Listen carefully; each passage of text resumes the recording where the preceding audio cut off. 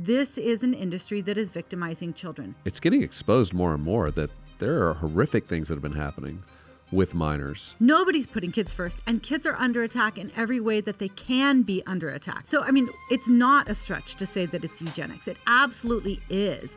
So 90% of the clientele in that clinic doesn't have infertility. They're going there because they actually just want to hand pick their child, their eye color, their sex.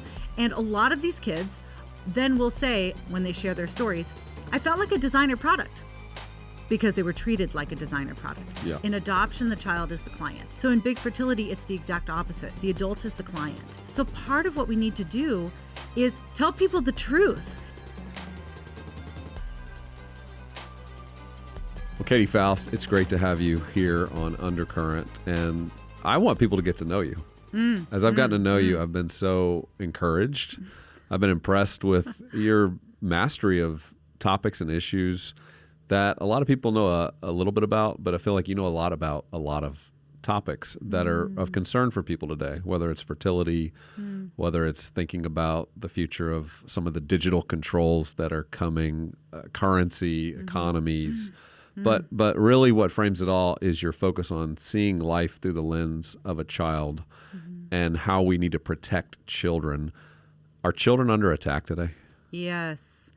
And, you know, my most recent project, Pro-Child Politics, where I conscripted 19 subject matter experts to write about every major area of politics through the lens of put kids first, whether it's energy or education or the environment or ESG or masculinity, femininity, pornography, whatever it is. I'm like, just put kids first. And I wrote the family chapter, but I also wrote the introduction.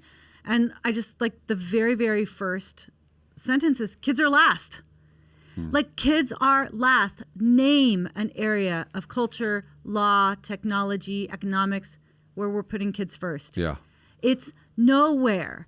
Like, I would argue that except for in a few select families and a few select churches and maybe some schools, nobody's putting kids first. And kids are under attack in every way that they can be under attack today. Yeah. And why do you think we're there? I mean, what happened that we stopped regarding children, or have societies always just disregarded children and now we're awake to the fact that we should be protecting our children, or have we gone backwards? Okay, such a deep question. There's so many ways you can answer that. But first I will say that no, like, not every society throughout history has valued children in the way that we have come to value children in this country, at least. And I would say, like, the best example of that is the pagan world into which Christianity was born, that didn't even think that children were humans until they could do things like walk and talk. Like, they would be like, that's actually not even a human yet. And of course, back then, children would live or die, not based on, like, distinct human dignity endowed by their creator because they're, you know, image bearers or whatever.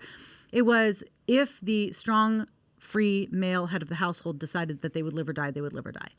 So Christianity came on the scene in a very anti-child culture, anti-children in terms of their body, in terms of their innocence, in terms of their the mandate to protect them. And Christians interacted so differently with children. They didn't abort them. Then they would rescue them if they were exposed or discarded. Then they would protect them from things like sexualization. And then the Christian sexual ethic protected children by ensuring that there weren't children born to unmarried families. So there weren't as many children kind of out feral because they were enclosed in this home where their own mother and father were loving them and raising them. So Christians approached children so differently that some sociologists actually posited that Christianity invented childhood. That there wasn't such a thing as childhood as a distinct category where the children were both people, but also not adults that you could do whatever you want with. Right. And it was that mindset that has grown into this child dignifying perspective that we tend to believe is ubiquitous and universal, but it's not. Right. So no, it hasn't always been this way. Thank God we came to know it as normal. But it is being degraded, and it is something that Christians need to open their eyes to and fight against. Neil Postman wrote in his book, Building a Bridge to the 18th Century, that, you know, we had this season in the 1700s where childhood actually became a thing, and we protected children. We cared about them getting education, getting out of the factories, that they needed a childhood so their brains could develop, their imagination could develop. And he would say the pinnacle of human flourishing was back 200, 300 years ago. It's not now. But we tend to think we're in the prime of human flourishing. And while there are some advances maybe we appreciate with modern technology, we've gone backwards in some areas. This is one of those areas, especially in Western culture, right? Because we've sort of seen ourselves, and you argue this a lot, the adult self thinks it's the center of everything. Yeah. We think we're the God. Why would we care about children unless they can help us, please us? You know, why are we in this place? Is it because we abandoned God, and that ultimately has a direct connection to why we don't care about children? So I would say that's the root, right? The root is we have rejected God, and we have worshipped what has been made, you know, versus the Creator who made us. And we've decided to worship ourselves. And whether that was like worshiping safety that we really saw in COVID, whether it's worshiping stuff in terms of materialism. But I would say that the greatest and strongest God of our age is sex. And your own sexual feelings, your sexual identity, your sexual pleasure, your sexual feelings, like adult sexual aims have taken on a godlike status to the point where we are now elevating it to the point of an immutable characteristic like race or something like that. Don't touch it. You can't discriminate against it. You can't critique it. And what happens when adult sex becomes God is that children are the required sacrifice, because sex and babies always go together. Yeah. So if sex is elevated to the ultimate good, babies are going to ultimately have to pay the price. And so I think that you see that very starkly, obviously, in the debate around abortion. I think you see it very clearly in the debates around sex, reproduction, marriage, fertility. How else did we get here? Too, I would say that we have moved towards more of a childless culture because we are largely rejecting marriage and rejecting childbearing. And so there's fewer adults that have children. And that does force you to reorient your life and reorient your thinking, reorient your priorities around somebody other than you. And so we have a lot of adults living in perpetual childhoods. We've got like Peter Pan syndrome going on. You know, I was like looking at this video by Dave Portnoy, who was like, any state that I'm in, I should be able to smoke a cigar, do some pot, maybe not cigar, maybe he was smoking a cigar when he said it, but I should be able to turn on an NFL game and smoke as much pot as I want. Yeah. I'm like, well, you're like, I don't know how old he is, but he's in his 50s and you're acting like a 17-year-old with no responsibilities. This is what happens. Yeah. When you don't have a next generation to think about, is you do tend to degrade their rights, their well-being, and their needs. Yeah, part of growing up is becoming married, becoming a parent, looking outside yourself. I want to go back to the reference to just how much children are required sacrifice in a highly sexualized culture. I mean, this goes back to the Old Testament. I mean, we see biblical warning about this throughout. We see cultures that really went to the end of the extremes on sexuality, sacrifice children. We see this even in our current modern age. It's getting exposed more and more that there are horrific things that have been happening with minors. And I love that it's coming out because it's exposing the evil and the darkness, but it only further reports on the thing that you're calling the problem. Adults are at the center of everything we do related to children. And the area that you've really pushed in on lately is helping people understand where fertility is going, and you've called it, I know others, big fertility. But most of us thought and think and hear in vitro fertilization as like this great thing, because now the world can possibly have more children in a world where couples can't seem to have children as easily. And yet you've pushed back on that, like full stop. Like in vitro is not good. Right. This is not an avenue we should go down. This is actually borderline eugenics. I don't know if you go as far as to say it's eugenics, but I mean, you're calling this out, and I think that shocks a lot of people because it's always been framed as this is a miracle. This is a miracle of life. So tell us, why are you throwing up your hands and saying, stop, we need to cut off all IVF? Well, I'm not a theologian. You know, you need the other Faust. You need Mr. Faust sitting in the chair for that. I'm not a bioethicist. But there are good arguments to be made against IVF on the basis of it separates the sacred triad that God put together of sex, marriage, and babies. Those three things are always supposed to go together. You separate any one of them from the other, you're going to get child victimization. So you can argue against it from a theological perspective. You can certainly argue against it from a bioethicist perspective, because now you're not begetting, you're making. Okay. I argue against it from the perspective of child protection, right? This is an industry that is victimizing children, overwhelmingly victimizing them when it comes to their right to life. Yep. So we know that, for example, the use of, the creation of massive amounts of surplus embryos, many more embryos than you would ever intend to implant or raise. It is routine for big fertility to mass produce embryos and then select the ones that they deem viable or that make the grade, or who don't have supposed genetic problems with them.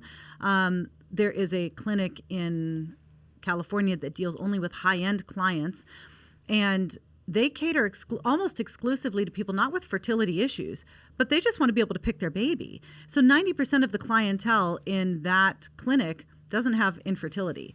They're going there because they actually just want to hand pick their child, their eye color, their sex. Sex selection in IVF is illegal in a variety of countries around the world, but it's totally legal here. So, I mean, it's not a stretch to say that it's eugenics. It absolutely is. And one of the things we do at Them Before Us is we represent the children who were created through these processes, especially the ones who were created using somebody else's sperm or somebody else's egg or somebody else's womb. A third party was involved in reproduction. So these are one of the minority of children who made it through the process alive, because 93 to 97% of the kids who are created in a laboratory will not be born alive. 93 to 97%. Will not be born alive. And I mean, it's very hard to nail down the numbers, but that is a safe estimate. And then of the handful that are born alive, a huge number of them are going to lose access to their mother or father or both through the process. So I oppose this just on child victimization grounds, on the grounds that it victimizes children's right to life, it victimizes their right to their mother and father. And a lot of these kids then will say, when they share their stories, I felt like a designer product, because they were treated like a designer product. Yeah. So this is an industry that is not about defending the well-being of children. Some children are born because of IVF. Many, many more children are discarded because of IVF. And the ones that are born alive are very often victimized in other ways. So the logic would be life begins at conception. I mean, it's a Christian belief, the Imago Dei. Every human being is created in the image of God. So therefore they have dignity, they have value. It becomes an embryo, and a lot of people wouldn't talk about it as a child. You're talking about this. It's a child. It's not an embryo. It's not a clump of cells. It's not a science lab project. And how many are currently frozen? And they've been created, but they're not going to possibly ever be used. The current estimate, we don't know, because these clinics don't have any requirements for telling us what they do with the babies once they are created. They don't have to report how many of them are donated to research. They don't have to report how many of them are thawed and discarded or just destroyed outright. They don't have to tell us how many sex selective placements they're making. They don't tell us how many they have in frozen storage. The estimate is 1.5 million. 1.5 million. And these are largely embryos that are sometimes waiting for future use, but by some estimates, 20 to 40% have been functionally abandoned. They can't find the parents. Some people have stopped paying the storage fee. These children are just kind of floating out in the legal ether. Wow. Completely disconnected. Yeah, so you have all these embryos that have been created, children. Let's back up a step, because a lot of people that would see IVF as a good thing, and I know even in our political situation now, there's a lot of advocacy for everyone should get IVF, really as a response to the fertility crisis. So we should talk about that for a second, because we know that it used to be in 2009, 2.1 children per household were being born, and now that number's dropped to the 1.5 number and seems to be on a steady decline. Why do you think we're having such an infertility crisis? Yeah, you've got to back way, way up for this question. Part of it is we are having a fertility crisis because there are environmental factors going on that are affecting fertility. But that's not the dominant reason why people have to pursue these kinds of interventions.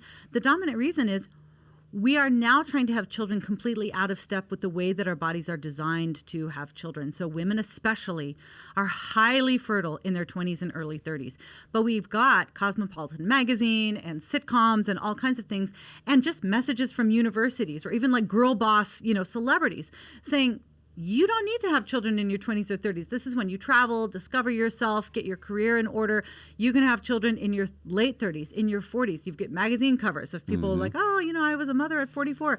Typically, that's not how it works. Like every woman who has had natural childbearing a little bit later, not when she's 20, knows that you hit 35, you are a geriatric pregnancy. It gets hard to have babies in your late 30s as a woman. And there's a lot of women who are not even married or even trying to have children until their late 30s or early 40s. Right. So it's not necessarily that we have a fertility problem. It's that we are trying to have children way past when our bodies are ready to have children. So part of what we need to do is tell people the truth, that if marriage and family and children are important to you, especially women, you do that first. Yeah. Do it before your career. And sometimes you don't get to choose. I know a lot of women who would have loved to get married and have children early, and it didn't work out. But there's some women who put it off because the world is lying to them. And then they either don't get any children or get fewer than they would like. And sometimes they have to go to a money-hungry fertility company, or they think that that's their only option if they are going to have the children they want. Yeah, and you've done a good job of, I think, showing the big differences between a mindset of adoption. So someone who's saying, I want to grow my family, I want to have a child. A lot of people want to do that naturally. I mean, I think that's also inborn, Totally. that we want to have our And it's own noble, children. and it's good, Yeah. and it's healthy. So to say, hey, you shouldn't do that, or we shouldn't take your egg or your sperm and start to create a child, I think it hits people pretty hard. Like, wait, why not? I've been told I should have children. Children should grow up in my home. But you get into the details of why this isn't best for the child. Even though they might be in a loving home, you've taken away some dignity along the way that we need to pay attention to because it needs to be honored, and we need to recognize how this works. So in surrogacy, I know there's 3 different mothers you describe that I'd love for you to just describe to our audience about how do they think about surrogacy, because I think that has implications back into the IVF concept of whether it's implantation or some other way in which a couple tries to go about having a child. Yeah, this is a hard one for a lot of Christians and conservatives and pro-lifers because we love babies. And, we think surrogacy, and the picture that jumps to our mind is the sister who offers to carry the child for no money at all for her sister who has gone through cancer and is not able to carry the child herself. But the baby is then going to go back to their own genetic mother and father, and they're going to be able to know the surrogate, and no money changed hands. And that's what we think about when we think about surrogacy. Unfortunately, the way surrogacy is actually practiced is nothing like that at all. What surrogacy really is on-demand designer babies shipped worldwide. That's what it is. Like right now what's going on, for example, in California, which has one of the most permissive surrogacy and fertility laws, it's just a fertility Wild West out there, is about 40% of the babies that are commissioned through Californian surrogates are foreigners. The vast majority are from China, and 40% of those Chinese nationals that are commissioning children are single men over the age of 40. So what you've got here is you've got California women who are gestating babies whose egg maybe came from a white woman, we don't know, sperm of a Chinese man, who is then going to customize that child, implant only the ones that he wants. If he wants a boy or a girl, who knows, who cares, nobody asks. The baby's then going to be born. Oftentimes the man doesn't even come to the United States. The baby's flown back to China. But that baby is now a U.S. citizen, and he has a foothold into citizenship. How much money is the surrogate being paid? It depends. They get paid more in California, but if you need a bargain basement surrogate, you need to go to a country where the women are brown.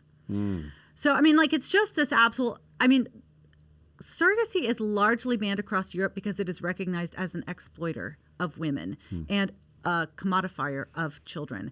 But what you will see around the world is poor countries with economically vulnerable women will open up their borders for the surrogacy industry and stay open 3, 4, 5 years and then quickly shut it down because they realize this is just exploitation. Right now, 25% of the global surrogacy industry is in Ukraine. Right? Why? Because those women, their husbands are dead or they're at the front.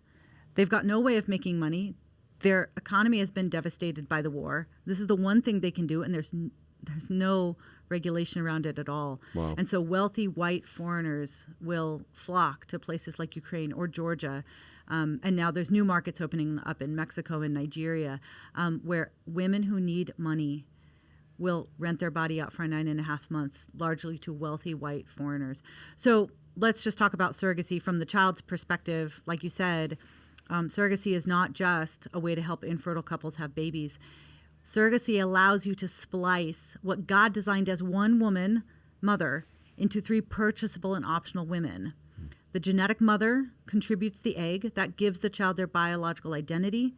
The birth mother develops the bond with the baby for the first 9.5 months and lays the foundation of trust and attachment. And the social mother is the feminine presence that nurtures and loves the baby into adulthood. If you separate any of these women, the child will experience loss. And if the child loses any one of these 3, the child's going to experience lifelong struggle in some way or another, whether it's identity struggles, challenges to trust or attach, or the third would be like the developmental challenges that go along with mother deprivation. So unfortunately, there's no way to do surrogacy without child loss. And while, such as in adoption, there are tragic situations where children may lose their mother, we mourn it and then we try to mend it. Surrogacy is always the intentional loss of a child's mother, usually for commercial purposes. Wow. Yeah, to just get our head around this 3 different factors that are in that child's life not showing up for them in a way that they've been designed to experience shows why they're the victim. And yet we think and only tend to perceive this as like a way to help, again, parents, adults get what their needs are. And so you're an adoptive parent. I'm an adoptive parent. You know, the process we went through to actually adopt was extreme. I mean, I remember the books I had to read, the seminars I had to take, things that were helpful, but there was a vetting process. I mean, the agency, you ran an agency. Your job was to keep the bad people out from getting access to children. Right. In this whole model of big fertility, is that happening anywhere?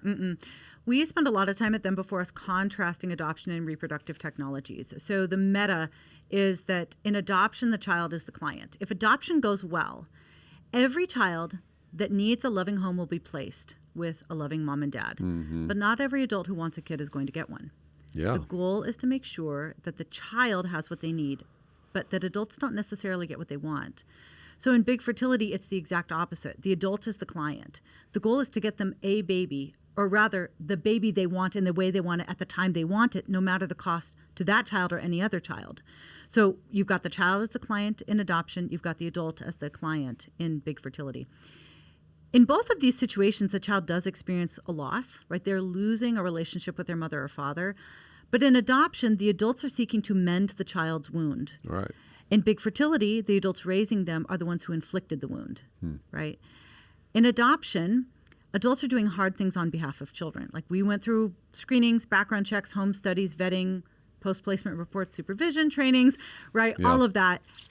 And why? Because we were going to do hard things to ensure that the child went to a home that considered them their very own. And we're going to do whatever we can to make sure the child really is safe and loved. In big fertility, the child does hard things for adults. There's no screening or vetting or background checks. I wrote something at the Federalist earlier this year, I think, called 5 Child Predators Who Have Already Acquired Children Through Surrogacy. And these men got surrogate-born kids, and they would never have passed an adoption screening. But good news for them, there are none in big fertility. Right? So the kids are doing hard things for adults, losing their life, losing their mother or father, and often going into households with high likelihood of abuse and neglect. And risk. And then finally, we live in a broken world. Sometimes adoption is necessary because biological parents can't or won't raise the children that they made. And so a just society seeks to mend that wound by placing children in vetted homes. Big fertility, reproductive technologies, surrogacy, sperm and egg donation may be very wanted, but it's never necessary, right? So we spend a lot of time saying, look, adoption is an institution centered around the well-being of children. Big fertility is a marketplace centered around the desires of adults. Yeah. I want to draw a connection because part of this way of thinking, if we follow the gay marriage discussion closely, in Obergefell in 2015, the lead up to that, it was starting to become clear that there was a push for marriage to get redefined. Yeah. And a lot of people spoke out against that. I mean, a lot of Christians saw that pretty clearly. believing that was going to be the moment that marriage had a downfall.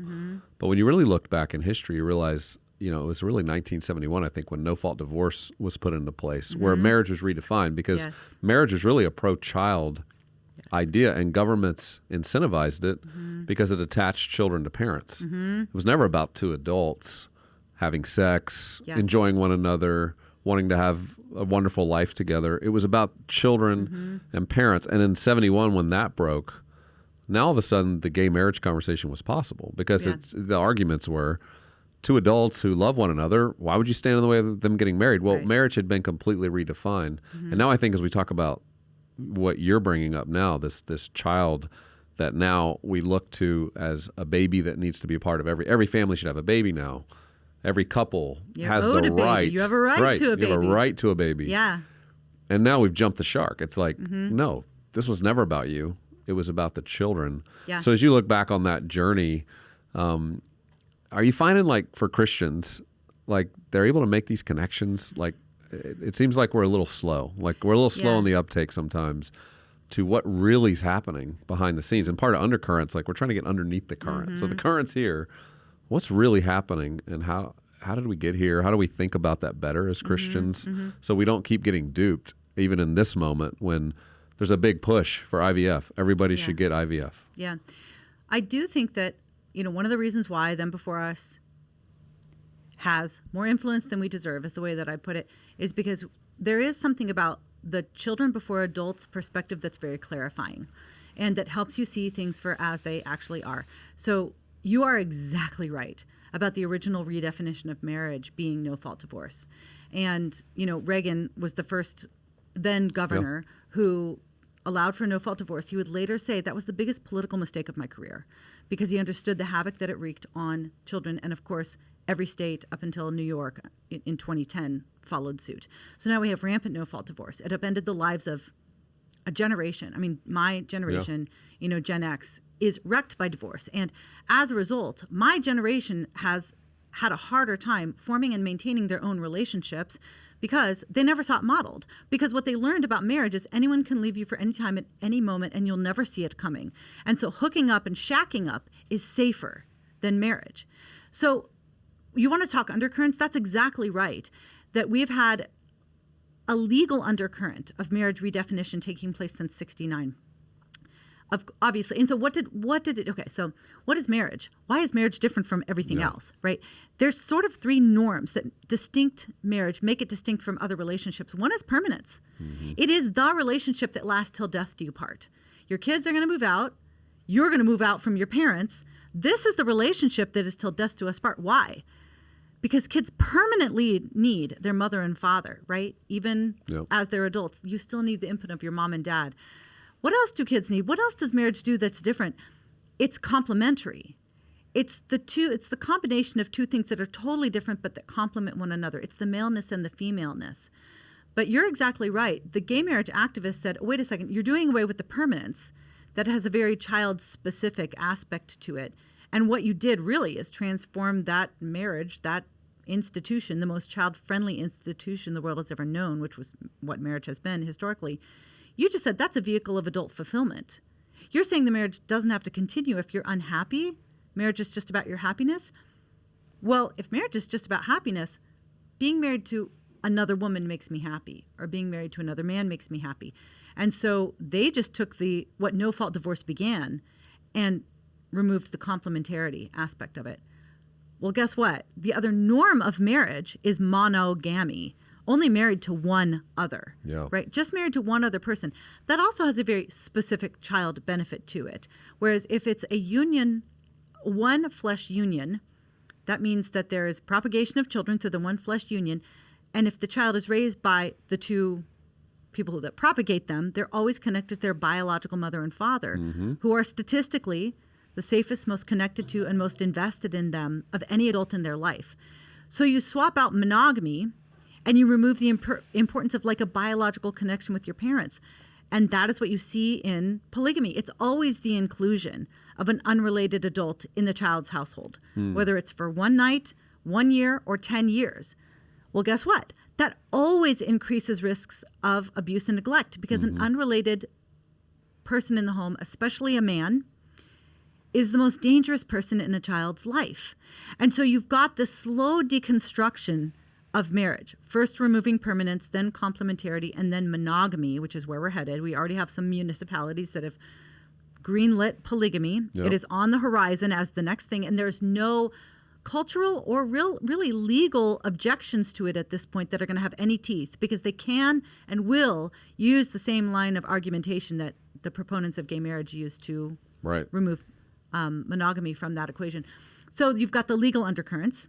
You've got the cultural undercurrents, which separated sex, marriage, and babies, right, in the sexual revolution, separating like marriage from sex, right, saying just hook up, no big deal. Don't worry about that old-fashioned save sex for marriage kind of thing. You've got the birth control. Well, that's more technological, but you've got the throwing off the shackles of like, you don't need to marry these two things, sex and marriage. And you don't need to marry marriage and babies, like have babies outside of marriage, no big deal. And then you've got the technological undercurrents, which is birth control, separate sex from babies. Now you've got IVF, separate babies from sex. And obviously, and then abortion, right? So you've got all these undercurrents that get us to the place of really rendering children as functional accessories for whatever adult has the money and means to acquire them. Yeah, and birth control, I mean, just to spend a minute on that feels like the first duping that began to happen, to where, and again, the Catholics, you kind of got to look at the Catholics and go, hey, they were pretty smart on this, because essentially you look back now and go, everyone just adopted that this was pretty normal. Not everybody, but a lot of people said, this is normative, this is good, take back control. And there it is again. It's like control. It's adults. It's what do we want, our timing. How many children do we want to have? When do we want to have them? And now we're seeing the health problems from birth control and consistent birth control. There's all kinds of challenges that people are experiencing later in life that had no idea there was any implications to this. And anytime we kind of insert ourselves into God's design, things don't tend to go the way we thought they would. And so as we look to the future of let's call it eugenics, like modern eugenics done under this umbrella of helping people have children, what's the potential future we're headed towards that feels dystopian when you read about it? It feels like we're going back to some of the greatest science fiction of the 20th century. We're living it, but describe for people that aren't that familiar with, like, where could this go? Yeah. And, you know, we at Them Before Us, we focus on child rights, right to life, right to their mother and father. We don't talk a whole lot about birth control, but I will tell you what birth control did is it began that thought process of, I decide when children come. I decide. It's not about naturally understanding that the procreative act can and should lead to kids. So if I'm having sex, I should probably be open to the possibility of children. It really said, no, even if I'm having sex, I still decide whether or not the kids come. So then you take that same mentality and you go, well, if I'm having problems having babies, I decide when the children come, right? So both of them sort of have a child commodifying mindset. They exist for me. So if I'm having sex and I don't want them, I can birth control them out of existence. Or if I'm having sex and I get one and I don't want it, I can abort them out of existence. But then the reproductive technology says if a child is very wanted, right, abortion forces them out of existence. IVF can force them into existence, even if it violates some child's right to life or some child's right to their mother and father. Both of them are like, the child exists for me. So that's the mindset. And now we are moving into a place where the technology is going to enable not just the forcing of children into existence, but the forcing of children into existence even through really terrifying dystopic processes. So what are some of the things that are on the horizon? Well, you've got, we know IVF, in vitro fertilization. There's IVG, in vitro gametesis, which is trying to create a human egg from some other kind of cell, a skin cell or a blood cell. And this is going to be a big boom for big fertility, because getting at human eggs is really hard. You have to hyperovulate a woman's ovaries. Then you have to laparoscopically extract them. There are a lot of health risks. There's a great documentary called Exploitation that talks about the health risks to women for this. I mean, you're puncturing their ovaries. You're inflating their ovaries to the size of like an orange or a grapefruit, sometimes puncturing them, extracting these eggs. Very often women's future fertility are impacted. I mean, you've got these Ivy League co-eds, who are selling their eggs for $8,000 or $10,000, whose biological children will be raised by somebody else who then suffer infertility and won't be able to get pregnant on their own. But they'll have biological children just being raised by strangers. I mean, it's just crazy what we try to do to get at these eggs. It would be so much easier if we can just cut women out of the egg extraction process altogether and make human eggs through some other cell. So that's what they're working on. So there's one sort of dystopic option. Another one is CRISPR technology, which is gene editing, where we will create an embryo of a child and then edit their genes. So there was a scientist in China that tried to do this. There were 2 children born alive. I think that he tried to modify their genes to make them less susceptible to the AIDS virus. The problem was, and this was highly illegal, and he was condemned by the international community. They've since disappeared him. But what's the advantage to that? Like, you're literally designing children. Obviously, there's a massive risk to the gene pool, because once you mess with the genes, right, you turn off a gene here. Mm-hmm. It's not like it's going to remain unaffected or not affect other things down the line that you're not aware of. So you've got gene editing that are kind of in the future. You've got this process of, like, the designer fertility clinics, where you can determine what eye color the child has. And so there was just an article about this recently where they were talking about parents come because they want a child with blue eyes. And they actually have like 5 different kinds of colors of blue eyes that you can select for. But the technician said, look, we're not making children with blue eyes. You're just eliminating the children with the wrong color of blue eyes. And it's the same thing that like Iceland did, that where they boast about how they don't have any people with Down syndrome anymore. Right. Well, it's not because they're curing Down syndrome. They're just eliminating the people with Down syndrome before they're born. So we already have these very, very precision tools to select and eliminate the children that we do want. And then I would say the other massive dystopic intervention that is sort of up and coming is artificial wombs, because the most expensive part of the baby assembly process, sperm, egg, and womb, is the womb. And it would be so much easier to not have to travel to Mexico and then cross international borders with a child that is virtually indistinguishable from a trafficked child, which is why a lot of these intended parents have a hard time getting across the border, because obviously these 2 men did not create this child on their own and they don't have a valid birth certificate. Better to just have a factory of artificial wombs that are right in your state, where you can then implant 5 different kids, watch how they're developing, determine which ones are thriving. Oh, that's the sex I want. Oh, this one has the kind of hair that I'm looking for. And then deselect the other ones. China's already working on robot nannies who can manage all of this through AI evaluations. So you think what's going on right now is horrifying, and it is. What is coming? I mean, it's nothing short than, there's no words for it. Yeah. There's no words for it. Well, it's Brave New World level technology. I've seen the images of what's being designed and created, and when you see it, you just go, how could this be possible? But hey, part of the role of a leader is to recognize reality. This is real. There are people who design this, who desire to do this, who normally think they're doing something great for human civilization, right? I mean, it's easy to kind of cook up the monster and say this person's trying to do something evil. The reality is they think they're doing something great. Sure. And this is where righteous people step in and recognize, when man has become God, that we must step into the middle of this. We must fight for the rights of children. We must fight to protect what is a family. Yes. Like, future generations aren't going to even recognize what's called a family in this society.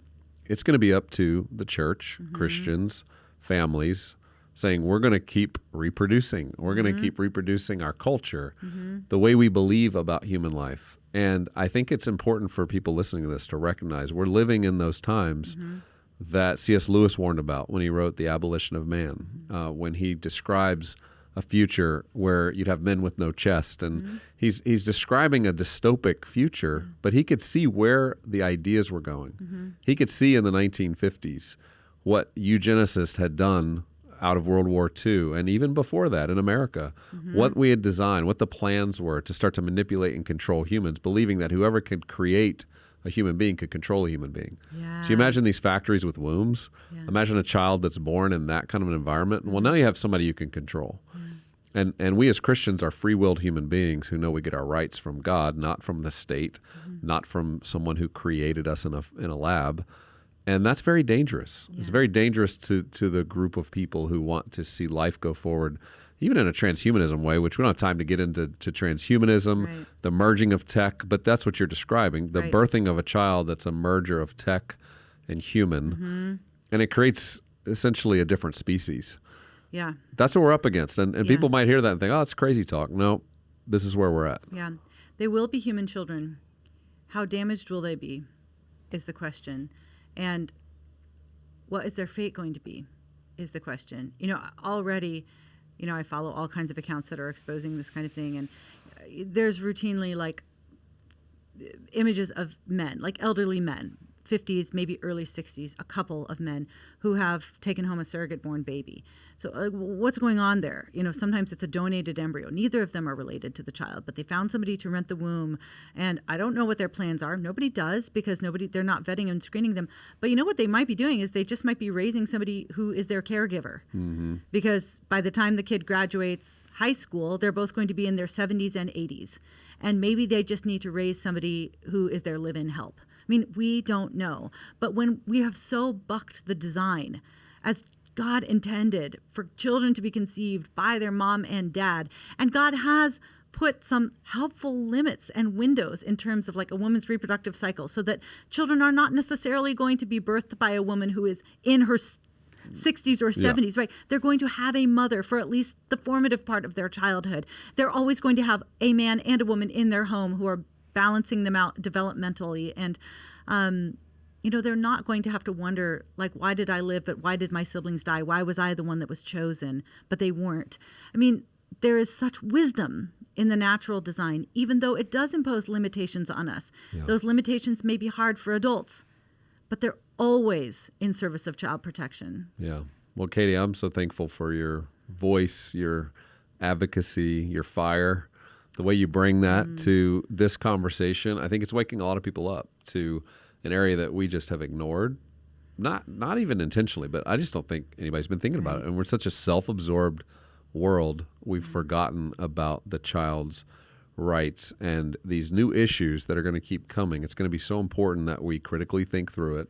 We use good logic and reason and rationality. We look at natural law, which I love about what you do. It's this isn't just, hey, we're reading the Bible and this is how we have to think about it. It's like, no, this is natural law. It's the way God's created things to function. This is how human beings flourish. And I think that question, that is the question really of this century, is what does it mean to be human? Yes.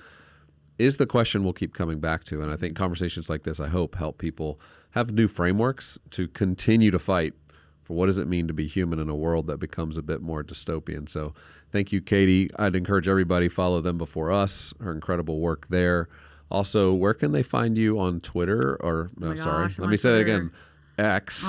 Where can they find you on X? So, oh my gosh, in too many places. I need an intervention. I heard about your media fast. I'm like, I'm not doing a stupid media fast. But I'm like, well, I'm on Twitter a lot.